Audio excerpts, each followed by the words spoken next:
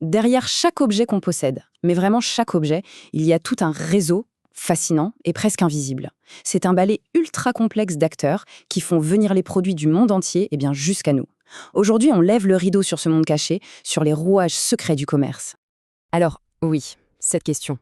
Avez-vous déjà vraiment réfléchi à comment le smartphone que vous avez là, dans la main ou dans la poche, est arrivé jusqu'à vous? Son voyage, c'est une véritable épopée mondiale. Non, non, il n'est pas juste passé d'une usine à une boutique. Son arrivée, c'est le résultat d'une chaîne logistique et commerciale, mais d'une complexité folle. Et pour bien piger le truc, la première chose à faire, c'est d'oublier l'idée d'une ligne droite. Vous savez, le producteur d'un côté, le consommateur de l'autre, et hop, ça ne marche pas comme ça. Le commerce, en réalité, c'est un immense écosystème, un réseau si vous préférez, où chaque acteur a un rôle bien précis, mais où, et c'est ça le plus important, personne ne travaille jamais vraiment seul. Alors, la grande question c'est, qui sont-ils exactement, ces acteurs? Pour démasquer un peu les visages qui se cachent derrière chaque achat, on va faire simple. On va décomposer cet écosystème en plusieurs grandes familles. Et vous allez voir, en comprenant le rôle de chacune, la logique globale devient, elle devient limpide. On peut ranger tout ce petit monde en trois grandes équipes, trois familles si vous voulez. D'abord, on a les acteurs clés, les opérateurs. Eux, c'est le cœur du réacteur, ceux qui sont au centre de la transaction. Ensuite, il y a l'équipe de soutien, les intervenants. Sans eux, rien ne se fait. Et enfin, on a les connecteurs, les intermédiaires. C'est eux qui font le pont entre l'usine et notre quotidien. Allez, on commence par le noyau dur, le cœur du système, les acteurs clés, les opérateurs. Pensez à eux comme les deux protagonistes principaux d'un film. C'est eux qui concluent l'affaire. C'est simple, sans eux, il n'y a pas de transaction commerciale. Point. Et ce duo, qui est-ce? Eh bien, c'est tout simplement l'importateur et l'exportateur.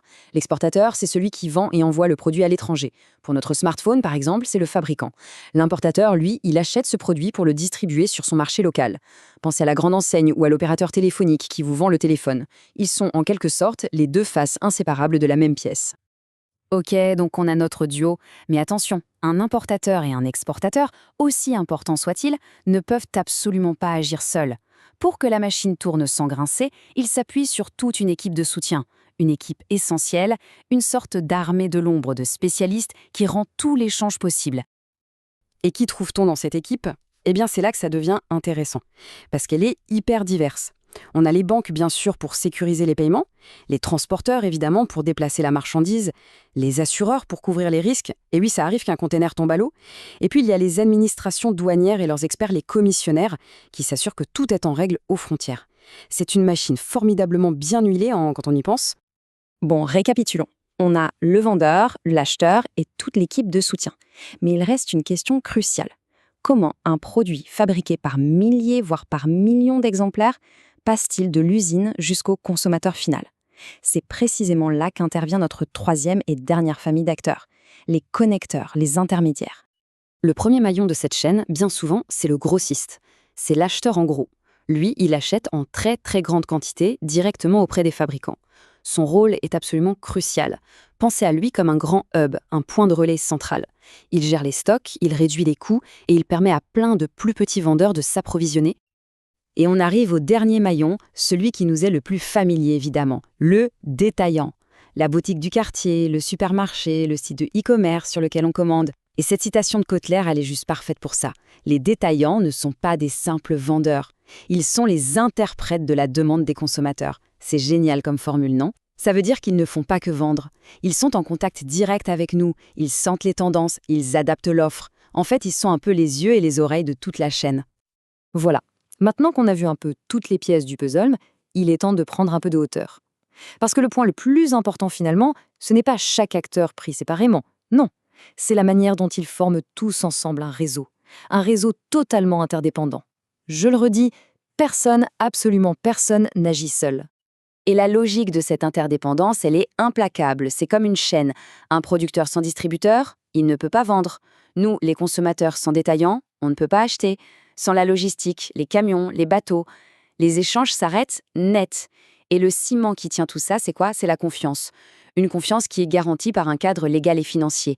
Et ça veut dire que si un seul de ces maillons cède, eh bien, c'est tout le système qui est menacé. Au final, s'il ne fallait retenir qu'une seule et unique idée de tout ça, ce serait vraiment celle-ci, de Djereffi. Le commerce, ce n'est pas une transaction linéaire, ce n'est pas une ligne droite, mais c'est un réseau.